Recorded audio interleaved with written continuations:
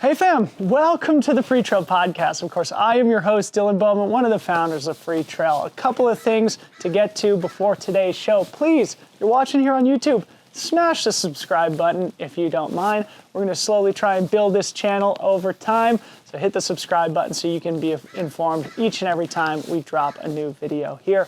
Also, please consider joining Freetrail Pro. There's a link in the description of today's YouTube podcast episode. Join the community. It's only $100 a year. Connect with an amazing group of diverse runners from around the world who you can connect with, learn from, and follow along as we all take part in this incredible sport. Finally, we have a lot of great sponsors on our show. The show would not exist without the sponsors. Please do take the time to go to the show notes, click through, find the discount codes, and next time you're in the market for any of the great trail running products, please do consider visiting and supporting the sponsors who support us. Zoë Rom, welcome back to the podcast. Great to see you. Yeah, so great to be here, Dylan. How are things in the Roaring Fork Valley? I miss it. How's winter? Oh my gosh, it's been a great, not a great skiing winter, but an amazing winter for running, I guess. I mean, the trails are kind of snowed in. I'm not much for running on snowy trails, but it's been a pretty mild winter. So just kind of been out here stacking some training bricks, which doesn't feel too bad. Stacking the bricks. Stacking bricks. Living the brand, living the lifestyle, Exactly. Putting everything together personally. Unglamorous winter training. Cool. Well, I'm not here. We didn't invite you back on the podcast to talk about your training, though. Maybe we'll weave it in somewhere. The reason I wanted to have you back on the show, and you've been here before, is to talk about a couple of pieces that you published recently over on Outside/Trail Runner. And there are two fantastic pieces. I'll make sure I link to them here in the show notes. But the two of them together just got my wheels turning in my brain. And I felt like, hey, let's get Zoë back on the pod to talk all about it. The first one is entitled The Rise of Indie Running Brands. The second is titled How Fan Service is Changing Running Media. So let's start with the indie running brands. And I should say, you've been on the pod before. We've asked our traditional opening questions. So we'll get this out of the way here. We'll jump right to the meat. Not a first-time caller anymore. Yeah, exactly. So before we get to the content of the piece, again, the rise of indie running brands, I'd love to hear you talk about how this idea came about. What about the current brand landscape made you want to write a piece about it? Yeah, so it kind of started by just noticing that I felt like I was dressing cooler when I was going running. I felt like I had more interesting things to wear. And I was just like, is it just me or am I stylish AF as of late? And I looked around and was like, well, it's not just me. Everyone else is dripping. And then it kind of got me thinking, like, my original hypothesis was that indie brands were thriving in the trail space. And after additional sort of research, interviews, looking at the data, I found out it was not confined to the trail space. I originally thought it was kind of a trail related phenomenon because I felt like sort of the culture of trail running, which is so tied to this feeling of like independence and like we're all really individualistic and we don't have as much sort of like baggage of heritage coming into the sport as like road running with like years and years of sort of like fashion or style, for want of a better word, sort of influencing how people dress when they do that sport. I was curious if like trail running, because it's a little less beholden to heritage in this way, and it's drawing from more different kind of inspirations in the fashion space. And because it's smaller, if smaller brands had a better time succeeding because they were more able to sort of tap into the vein of what people wanted. Of course, that hypothesis was immediately upended when I started interviewing both like folks who worked sort of at a higher level, like Peter Abraham, and then even just talking with folks who worked at different brands. Like when I interviewed folks at Bandit and at Rabbit, they were immediately like, huh, that's interesting, but it doesn't seem true for us. So I think that, and this is true for, I think, some of my most interesting and motivating stories, is they often start from a place of me being wrong about something. So this was an article where I just explored that I was wrong, that this was a trend that was confined to trail running and was more tied, yes, to running, but again, looking at sort of Peter Abraham, incredible marketing professionals' input on this piece, it's something that we're seeing across every sport. Yeah, it's funny, and we'll get to Peter and all those things that you just mentioned here in a second. But while we're on this subject, I'm always watching brand stuff across a lot of different sports, and there's a really interesting example right now in golf with Tiger Mm, Woods' new brand. Obviously, yeah. after he famously represented Nike for 25 or 30 years, branching out now, starting his own brand called Sunday Red. And you're right, this phenomenon is now evident in lots of different sports and lots of different subcultures. At the very beginning of your article, you talk about the importance of signaling. Yeah. And as humans, we want to outwardly portray something about our character. So talk about signaling and how brands fit in with that fundamental human phenomenon.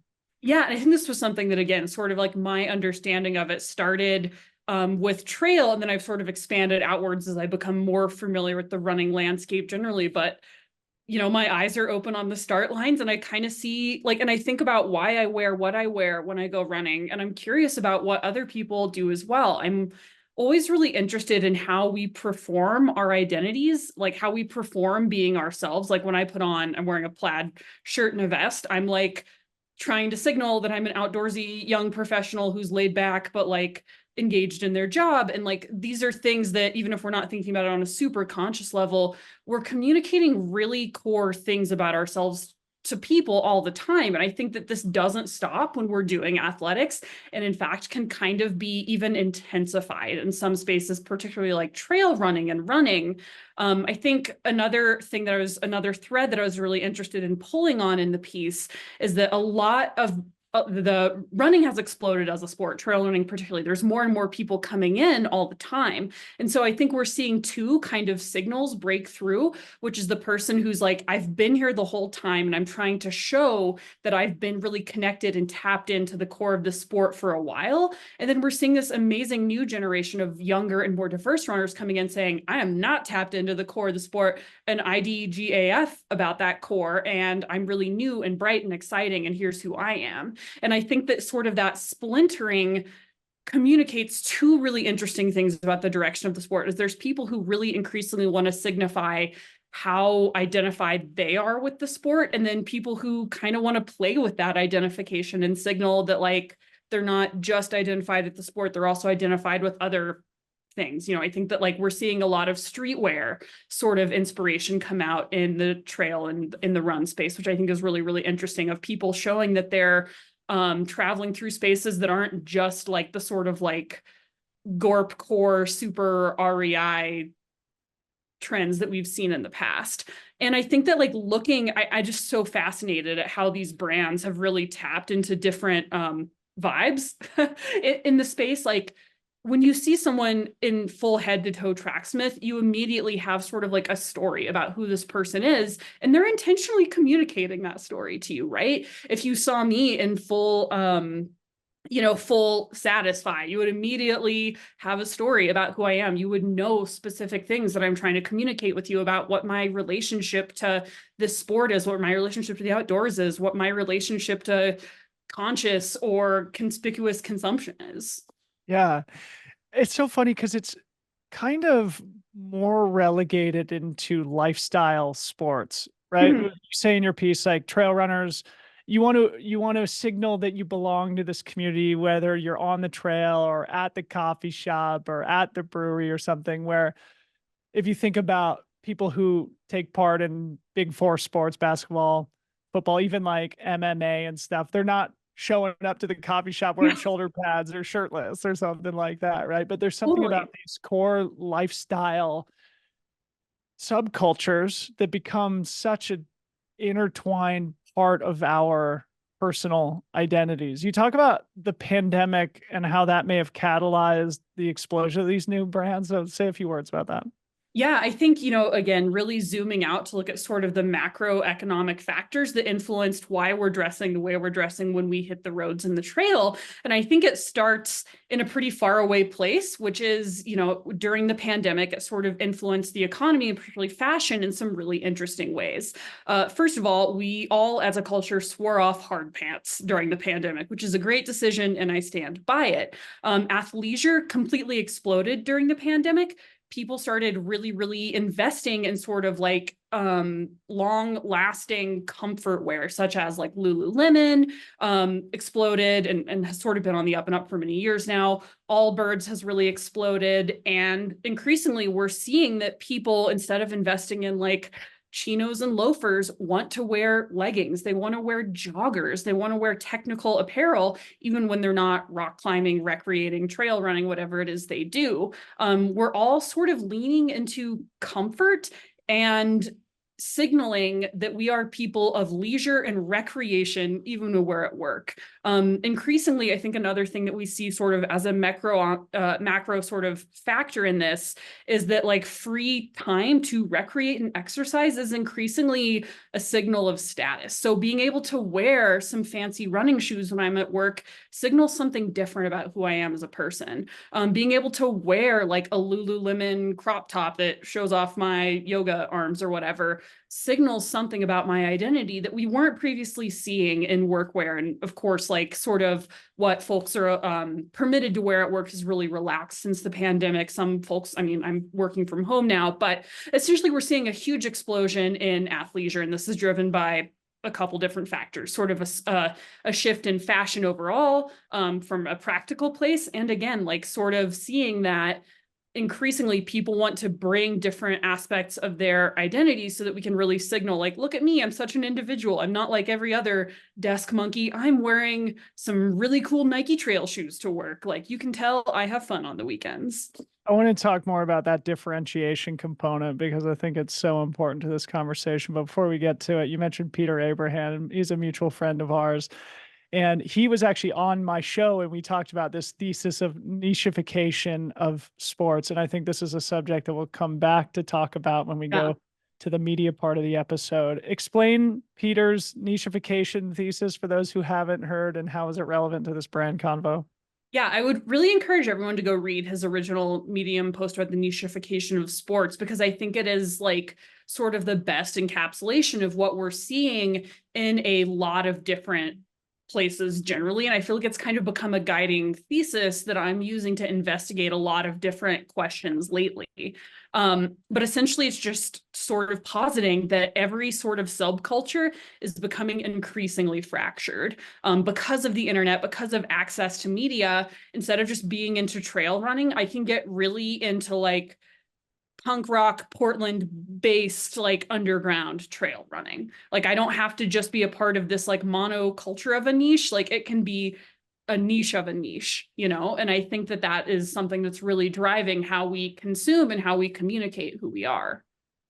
So I pulled a quote that you included in the article. This is a quote from Peter Abraham. And as you mentioned, I'll link to his Medium article here in the show notes also for people who want to go down the rabbit hole. And Peter's great when it comes to brands.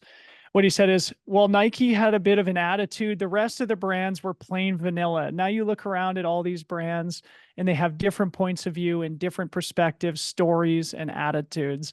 In addition to Nike, he's sort of referencing, you know, the big older school players in the space like Adidas, Saucony, Brooks, New Balance, etc., counter positioning against some of these new players like the Satisfies, the Bandits, the Tracksmiths, the Speedlands, the Nordas, etc. And Peter and I were just texting today, and he said he's working on a piece on his observations from the Olympic trials where he felt like Nike was invisible, but Hoka was sort of taking over. And we're almost like seeing this changing of the guard. He hasn't published this piece yet. I'll make sure to share it when he does. But an observation that he made that goes back to what you were just saying about the new generations of people, you know, Gen Z sort of coming up.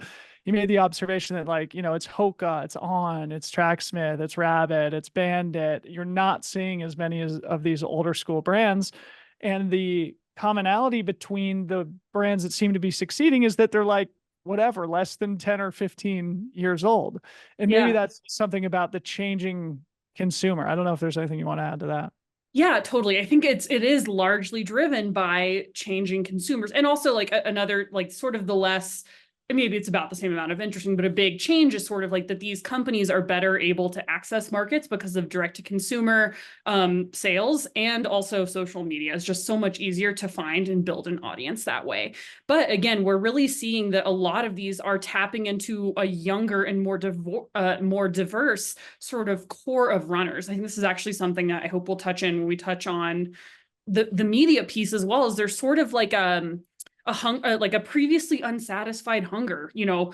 Female identified runners really wanted a brand that spoke to them. Oiselle saw a market opening and went in.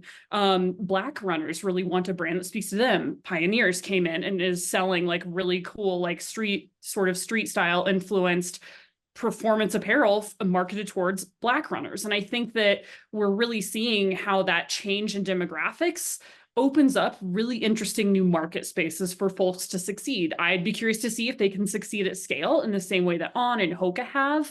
But again, like we're seeing folks who don't want to just wear the like sort of like neon color, like I guess like in cycling it'd be called Fredly, like really kind of dorky apparel, but for runners. People want to wear like the really cool bright artist prints from Janji. They want to wear the really feminine and like floral, cute, like flatteringly cut Oiselle clothing. If they're really competitive, maybe they want to signal that they rocked the Berlin Marathon with a Tracksmith singlet. And I think in the piece I say that these brands aren't selling shoes and singlets, they're selling vibes. And these brands are incredibly savvy at tapping into what they see on social media and sort of feeding back into that with really interesting niche offerings that really speak to a certain type of runner. And as more runners come into the space, obviously those people are going to want something that speaks directly to them, but people also want to define themselves in contrast to other people, right? So like maybe you're like the sort of like preppy New England tracksmith type, or maybe you're the opposite of that and you want the super expensive pre-ripped Satisfy cotton t-shirt. Brands aren't selling shoes and singlets, they're selling vibes. Add a finer point to that, because it's true in a lot of cases, right? The product quality is secondary to the brand and what it says about you, isn't it? Right.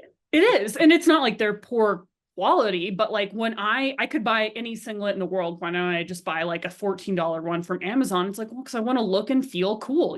I want it to say something about who I am as a consumer. I want to stand out or fit in some key way. And these brands have gotten incredibly good at sort of reading various rooms and creating at scale products that speak to that, right? And so like they've really just gotten, I think, good at understanding what people want. And again, they don't just want like old running clothes. I mean, in a lot of ways they were like functional enough. Like there's been a few sort of like apparel developments in the past 10, 15 years that are genuinely meaningful with like, I mean, finding different finishes or cuts or like fabric blends, but like the apparel space is not evolving incredibly rapidly, like gone are the days. A ton of technology. Yeah, yes, the technology is not, and this is something that we really see in the piece, especially when you're thinking of scaling these things up, is that technology is not a key driver, not even of shoes, right? For the core consumer, they're more interested in form over function. Yes, they want it to feel good, but it also really needs to make sense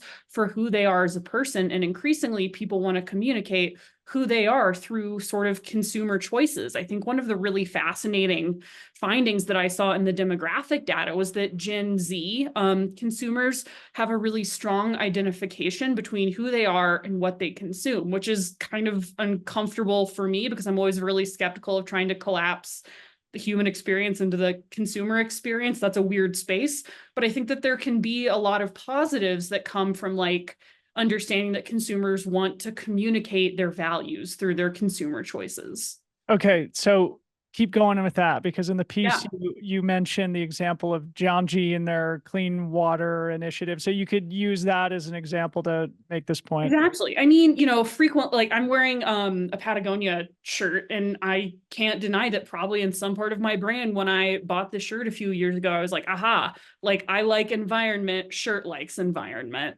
And I'm trying to communicate something about like who I am as like an environmentally conscious millennial woman when I buy this shirt. Similarly with with Janji. Similarly with, I think Oiselle has done a really great job of this in like really sort of, planting their flag in the like, we support elite women, we support women engaged or female identifying athletes in the sport of running. And people really want a brand that says something about who they are. Like I know that sometimes folks can even feel like will feel sheepish about buying and wearing Nikes. They're like, well, I don't support everything Nike does.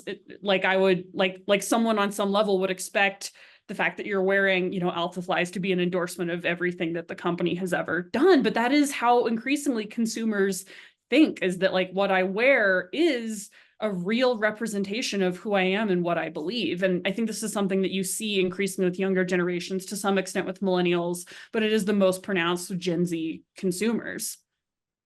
Okay, so before we get to the social media aspect, it's interesting because if Peter Abraham's observation was in fact true at the Olympic trials marathon, and your observation is true in that it's more about form than function, right? I think Nike's shoes are like proven to be the best super shoes for Sure. the Yeah. marathon, for example. And if Nike as a brand is viewed as being less relevant culturally and therefore less represented on the feet of people participating in the Olympic trials marathon, that means that those people are maybe going into the race at a specific disadvantage, using a product that more represents their values and their personality than something that would give them the best chance at finishing. Yeah, I'd quickly. actually be really curious to see how this plays out. Like, sort of, most of the data I'm dealing with is like big data sets. It's not looking at like elites versus amateurs.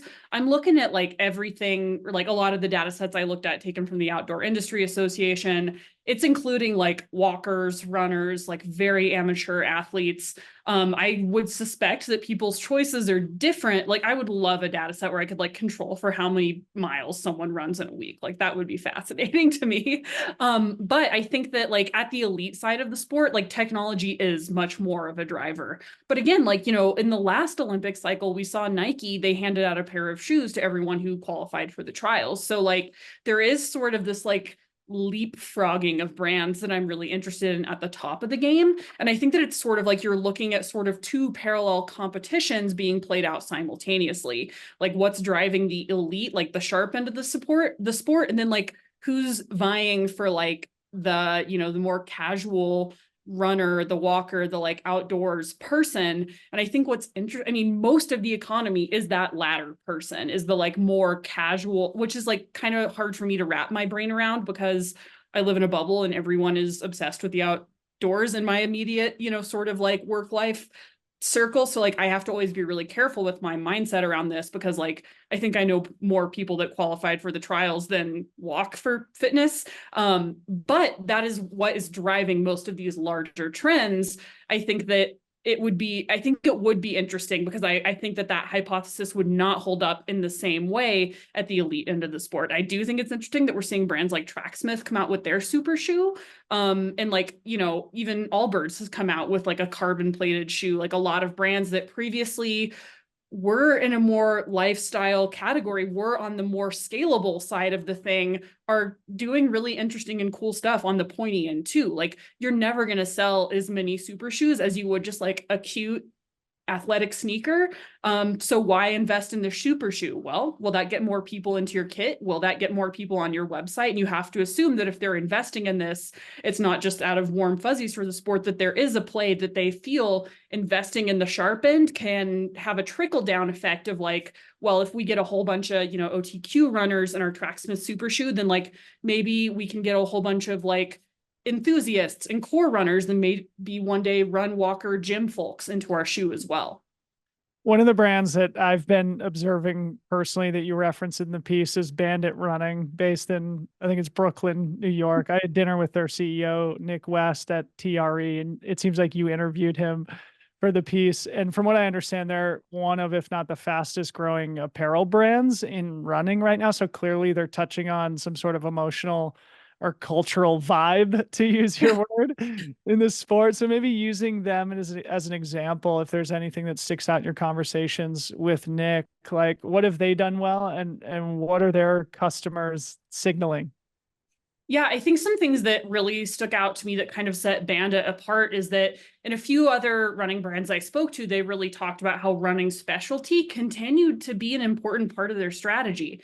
Not so with Bandit. They are really interested in showing up in person at events, but I asked them like, to what extent is like in person sort of stuff more important than social media? And they said that both were really important for them, which was kind of curious to me because, going to mostly trail events, I hadn't seen a ton of like Bandit pop-up shops till I went to the Boston Marathon. I was like, wow, these folks have a huge presence.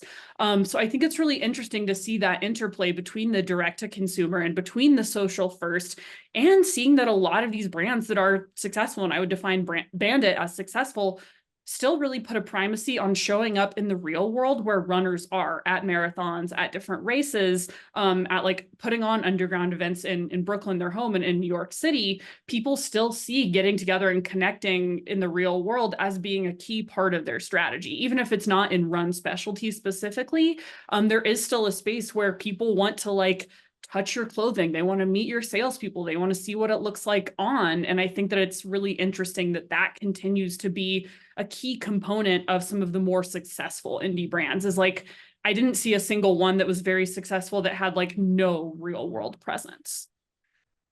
So perfect segue, because I want to spend some time now talking about, in addition to the pandemic, the other major catalyzing force is the internet and social media. So say a few words about how internet and social media specifically have empowered these new disruptive players in the market. Yeah, well, a lot of just every brand that I think I mentioned is so smart and has a really interesting sort of creative strategy that makes their stuff stand out. And I think that, again, like one of the big trends is the direct to consumer. And I think a major point that I made in the piece that I think sort of comes out or is a theme that I'm excited to continue to pull on when we talk about media as well, is you're starting to see like the big players pick up the tools of the little guys because they're seeing the strategies that these independent folks are developing are really, really powerful and can be wielded at scale.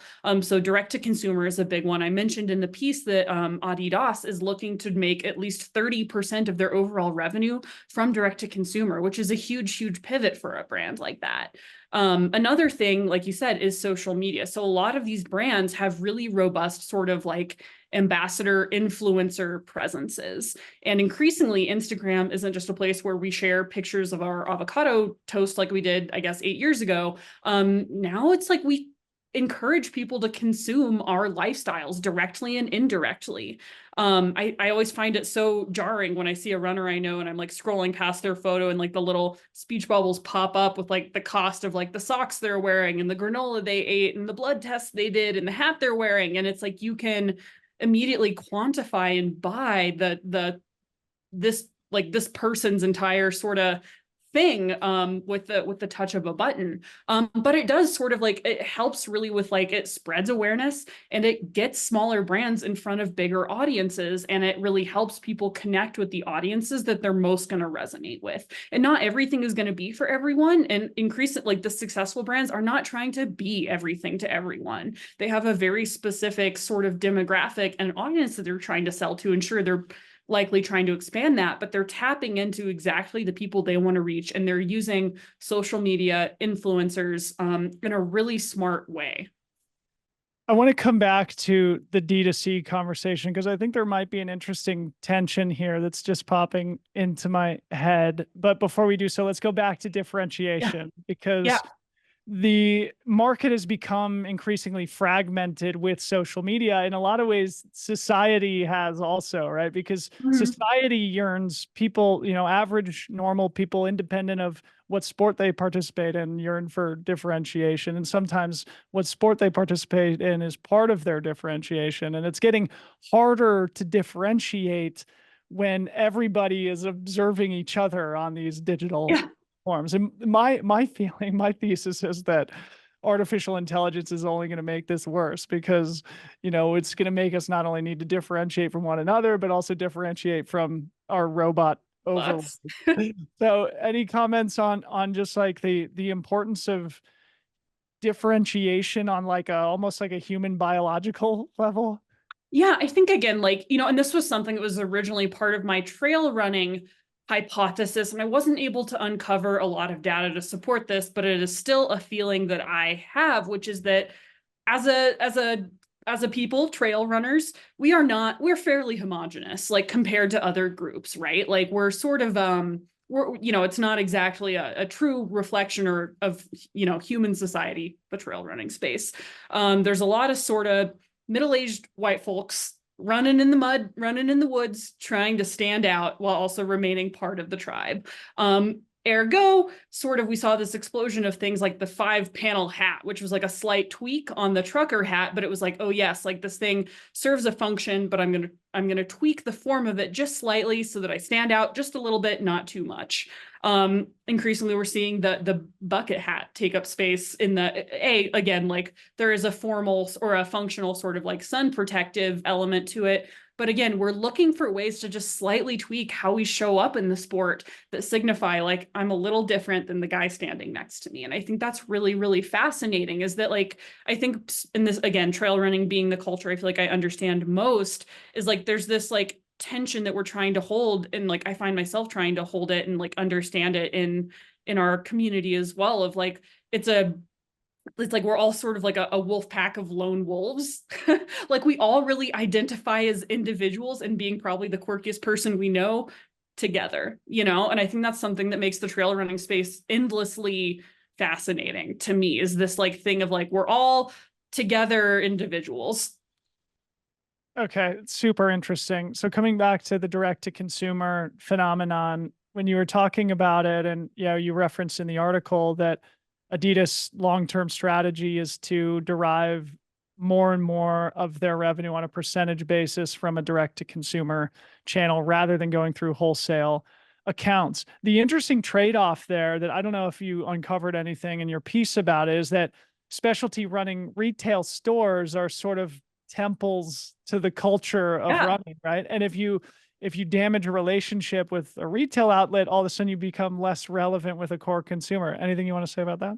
I was just blown away that I think almost every brand I interviewed, I was like, well, how important is run specialty? And they were all like, it's incredibly important. Here are the numbers. And that was sort of like a thing that I had not, or a premise that I hadn't brought to the conversation, which again, always really interested in the things I am totally wrong about. Running retail, like I mean, there's been a lot of sort of ink spilled on the internet about why running retail, when a lot of other brick and mortars are not thriving in the new economy, running retail's chugging right along, which is really, really interesting. And I think that, the industry as a whole has done a really great job of pivoting to meet new needs and of really centering people and community. And again, if you look at the success of a lot of these brands, they're mimicking, or they're using, maybe not mimicking, they're using that same playbook of really using people and community as sort of being tent poles to revolve around. So I think that like there's a really interesting connection between the indie brands and sort of these like legacy brick and mortar sort of stores. And I think like it's sort of, I just think that was a really fascinating thing that I hadn't originally thought would be as important as my sources said it was. Yeah, so I guess to add a finer point on it, the sacrifice that brands are making when they're chasing better margin through a D2C channel is cultural relevance and a connection to the heart and soul of the community. It's so interesting. It's like, 10 years ago, everybody thought the wave of the future was D2C, and now here we are just fully acknowledging the importance of specialty retail. And that's changed too, right? Like retailers have had to center community and culture and events more than just slinging product. So, I guess everybody's sort of probably triangulating towards a middle ground where everybody can thrive. And just to, I guess you use one of the lines that you put in the piece, you mentioned it earlier, that the big brands are using tools that small brands had been successful with. And what you said is, when Goliath picks up David's slingshot, it means the slingshot is working. Zoe, anything else on the brand conversation you want to get to before we transition to the media side of things? This is fun. Maybe to like leave the tenor on an uplifting note before we talk about the demise of digital publishing, but I was really interested that almost everyone I spoke to was like, this is awesome, things are growing and they're only going to get more interesting. again, like the sport is booming. More people who want more stuff and different stuff are coming into the sport every single day. And I think that we're going to increasingly see like these younger runners, these more diverse runners have needs that still aren't met by the current market. And I really, and all signs point to that driving a lot of innovation, a lot of new product.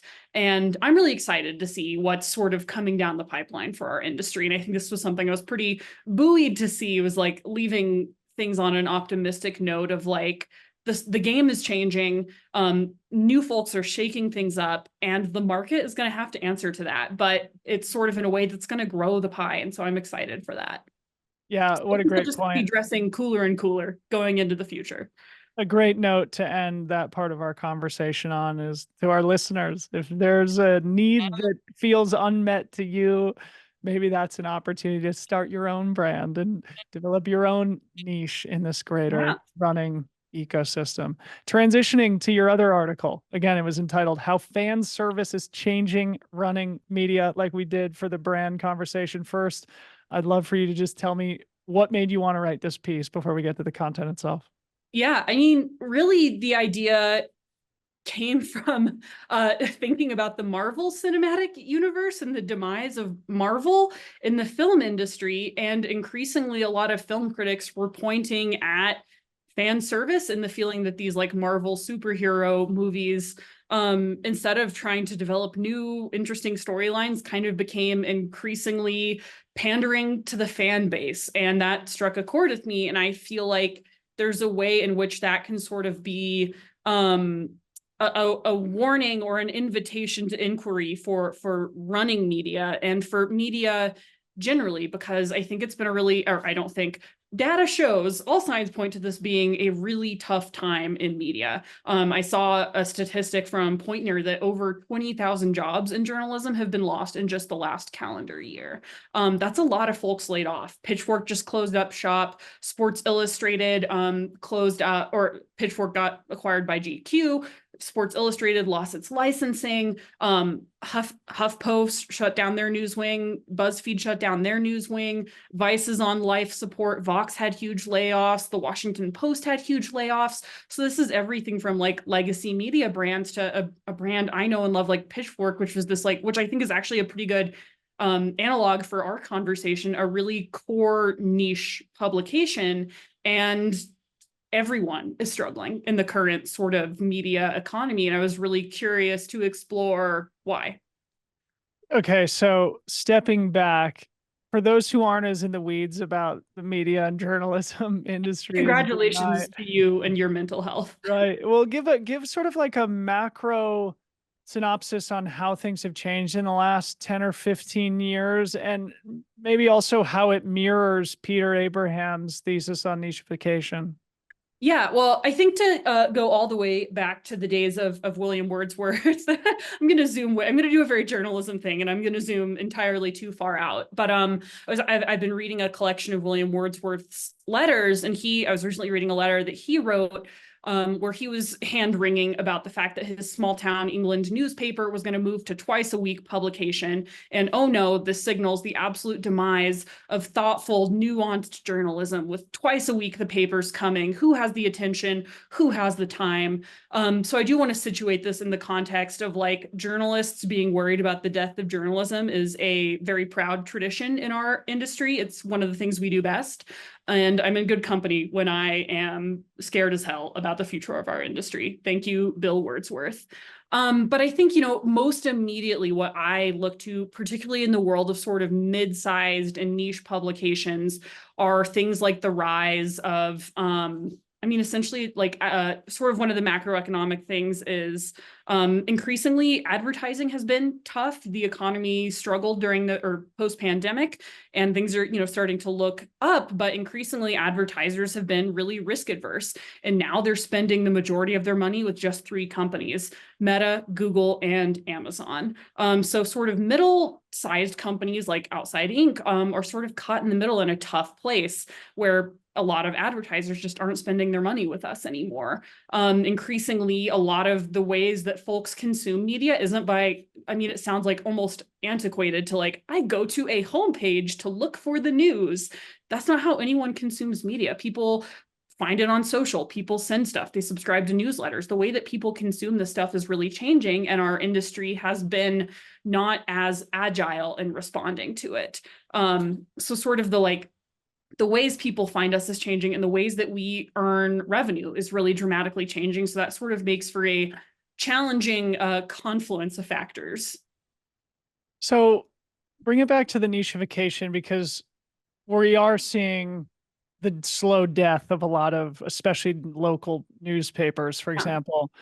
But now that's unbundled to where any guy can start a Substack on the Denver Broncos, right? So instead of reading the column in the Denver Post about the Denver Broncos, you're subscribed to Larry's Substack, right? Yeah. And so, yeah, I don't know. Actually, I wish I would have pulled this because it's something I saw recently. Matthew Iglesias is somebody that I read a lot and I have read for a long time. And he said something about how he wrote about this sort of changing journalism landscape. And he was one of the founders of Vox, and now he's a Substacker, right? And he was like, yeah, but it's hard to argue that people are less informed, right? It's just unbundling and nichifying. You just have to now excavate every niche. You don't just get it delivered to your doorstep every morning. Totally, which like in a lot of ways makes a ton of sense. Like if I'm interested in, the Denver Broncos and weird weather phenomenon, why would I read the New York Times? That doesn't answer to my specific needs and desires, but there are going to be thousands of Substacks that answer to those specific needs and desires. Some will be free, some will be partially free with sort of like a paid version, some might be entirely paid. And I think that increasingly media consumers are, again, sort of like what we're seeing with the indie running brands. Increasingly, folks want to consume media that speaks to their specific identity, their desires, and resonates with their values. So while a big tent sort of journalistic operation might have made more sense for them a decade or 2 decades ago, now people want, instead of reading the environmental section of the New York Times, they're going to read the grist, where it has a perspective and a point of view and a value set that's very clear and resonates with who they are as a person, as opposed to sort of this objective point of view that increasingly we're just not seeing resonate with audiences in quite the same way. So I think just to get to a different to echo, I'm not here to be like, yes, legacy media has always done everything right. I think one of the major failures of legacy media is the failure and reluctance to embrace a diversity of voice and perspectives. I think when you look at who's really succeeding on Substack, social media, Patreons, it's people that have really bright, bold perspectives, and it's a really diverse slate of creators. It's women, it's folks of color, it's people and populations that have not historically been served by legacy media. And so I am buoyed to see that these people are able to tell their stories on their terms in a way that makes sense for them and reaches audiences that are interested in understand that perspective. It's almost like David is picking up Goliath's tools now, right? The internet is Yes. allowing for it. So How I just write the same piece over and over again, but yeah, right. the words. No, we're tying everything together. Just riffing on a thesis. And it is a timely moment for us to be having this conversation. You just rattled off a bunch of the bad news that's been happening in newsrooms and media publications around the world and around the country. We've sort of been talking around it. Speak specifically, introduce the concept of fan service to the audience. Yes. That's so important. This took me on a weird internet rabbit hole, but originally fan service comes from Japanese manga communities, which is not a corner of the internet I traffic in frequently. But essentially it's sort of been zoomed out to refer to any time creators intentionally tweak a storyline or the presentation of a creative work to appease a fan base. This is, continually regurgitate the same IP. I think we're seeing this a lot with Amazon Prime Video and HBO Max, sort of resurrecting the House of the Dragon IP and the Lord of the Rings IP, because in this economy, why would you bet on a really expensive new thing when you can make a fairly secure bet on a thing that is already going to resonate with people? Is it as new and exciting and interesting? No, but is it going to be a better return on your dollar? Almost for sure.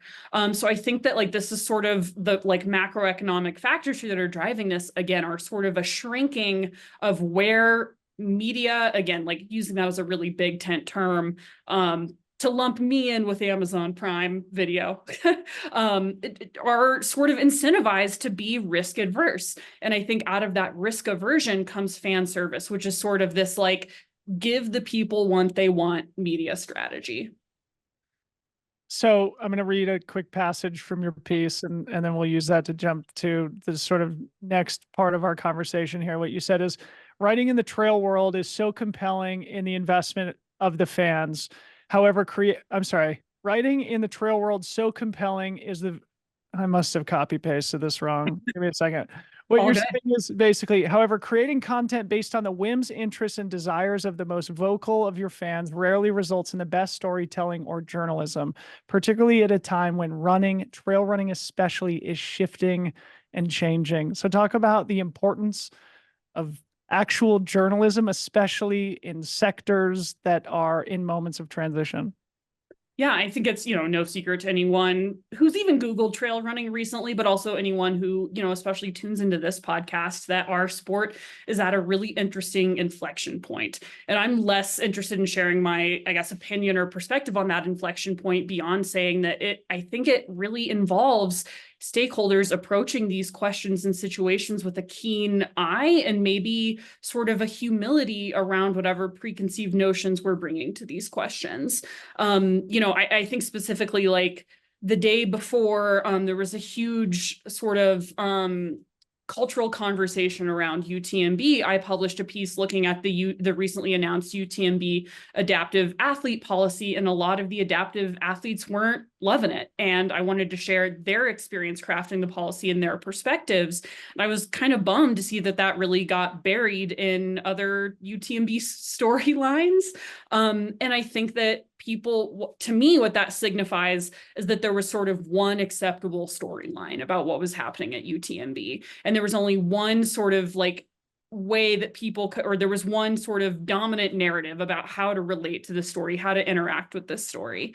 And I think that it's really crucial that right now, and like that wasn't a piece I wrote with like coming in with like, oh, I bet this is great, I bet this isn't great. I was just like, I'm gonna talk to someone at UTMB and I'm gonna talk to some adaptive athletes and I'm gonna put those things in an article and think hard and see what comes up. And I think that is, I promise I'm not just trying to brag about a thing I did, but I think that sort of work is really, really important. And as seen by the sort of analytics, it's not doing amazing. Like that was not our top hit. Spoiler alert of the week, it was really buried under other perspectives, ideas, and stories that sort of played into more dominant cultural narratives. And I think that it just takes, these things take a lot of time to do really good journalism, to do really good storytelling. And they're not always going to result in like the things we want. Again, like I said that my indie brands piece came from the perspective of like, oh, I'm wrong about this thing. That's really interesting. Here's 3,000 words about why. And I think that's sort of the humility that I try to approach a lot of these stories with, is like not assuming I'm right, not assuming I know really anything, and trying to just go find stuff out and see what I can find out, and not try to like distill it down into something that's really culturally acceptable, that's going to get me a bunch of likes and retweets. And I really try to separate this good work away from what I know could earn praise, could earn attention and affection.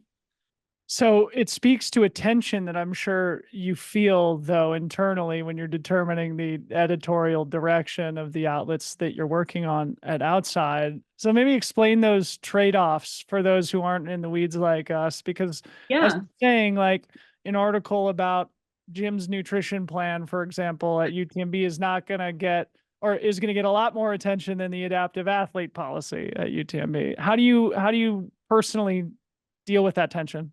Totally. Absent, a universal basic income, which would be incredible for our industry, we are beholden to the marketplace. And I think it is stupid and naive to pretend otherwise. And so like, I'm not trying to hold myself or even anyone in our industry to a standard that doesn't exist, which would be doing this work in a vacuum. We're all beholden to the whims of the market and to the trade winds of the economy too. And I think that's really important to note, that until we come up with a magical plan that separates us all from capitalism, we're performing these functions in a compromised system to begin with.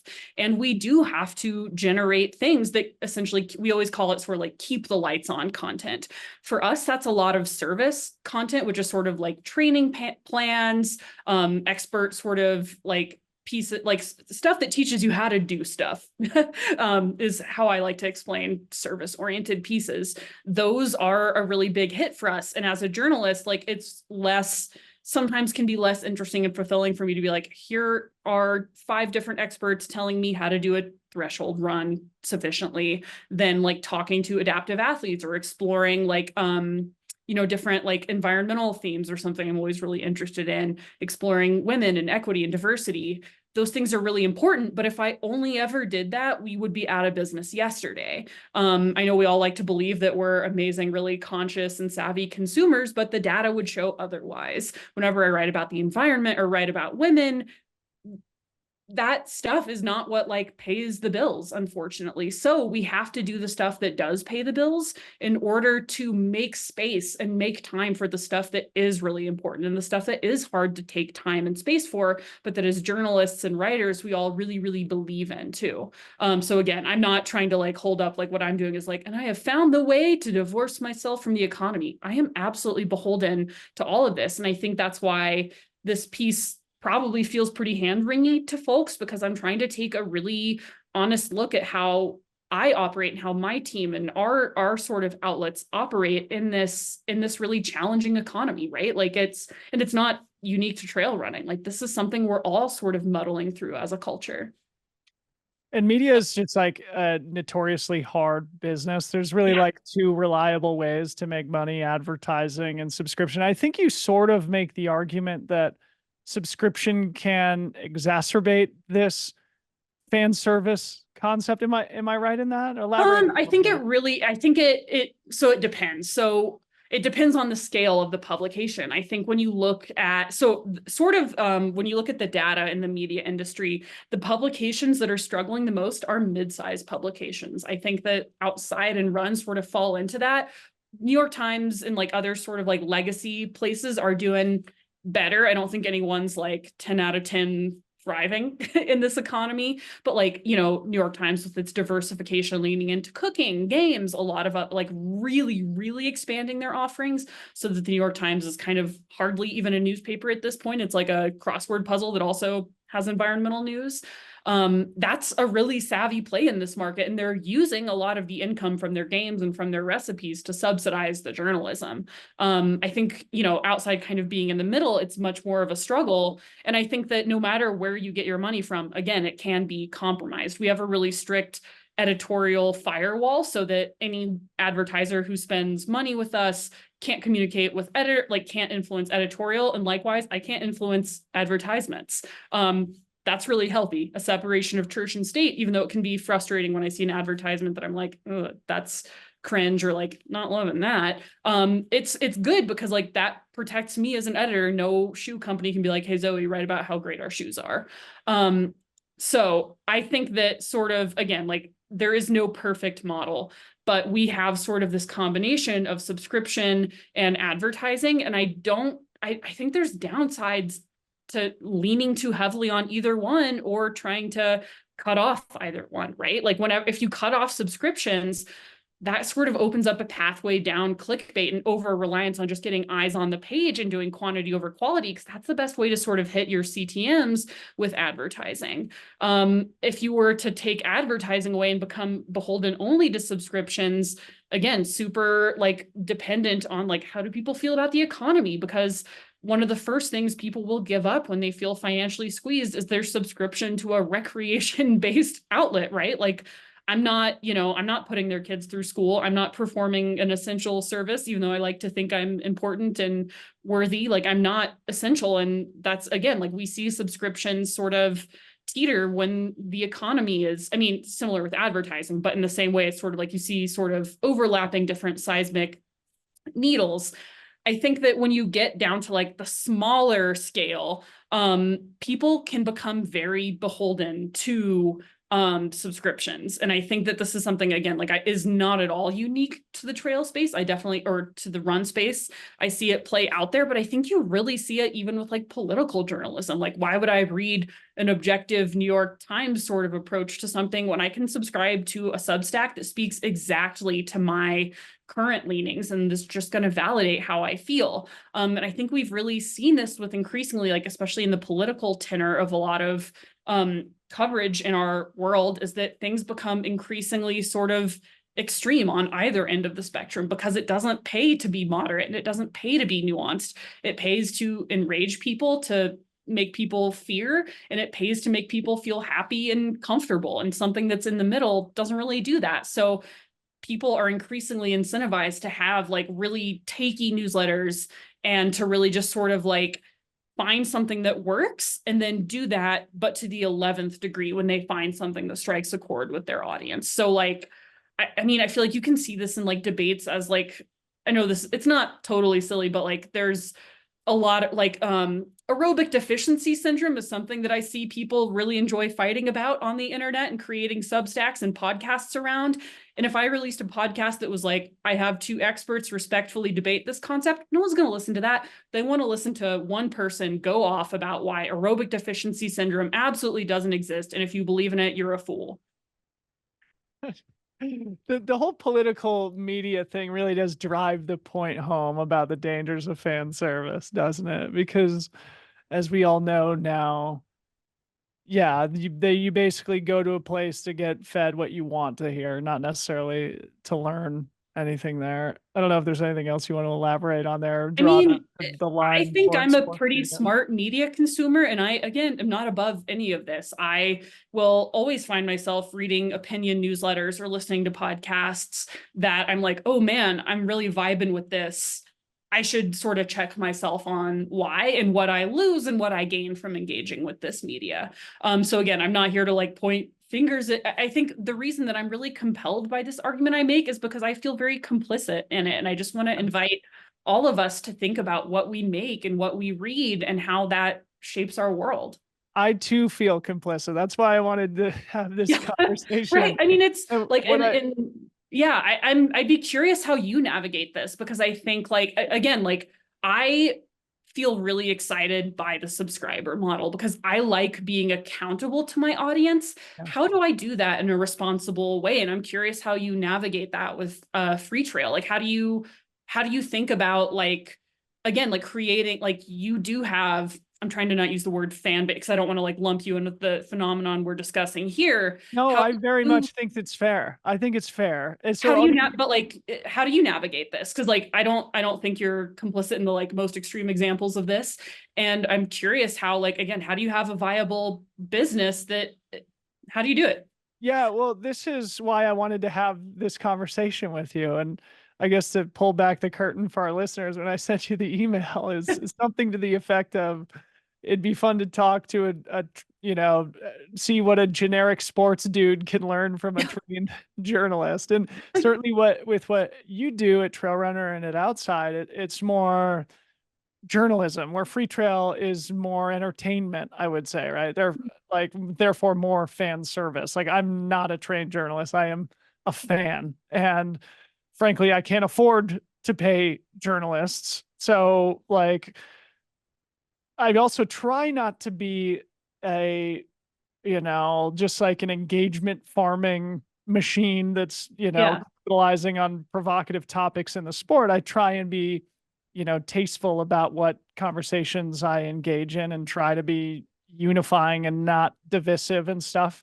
And obviously we all know that division and provocative topics do drive more attention and can be beneficial to media businesses in terms of just like establishing your brand and probably driving additional revenue. And so I do feel the tension, right? And our business Yeah. model does rely on both advertising and subscription, but it's not subscription in the same way that Outside's is. Like, ours is more of a community model rather than a content based, something that's supportive of a journalism infrastructure, if you know what I mean.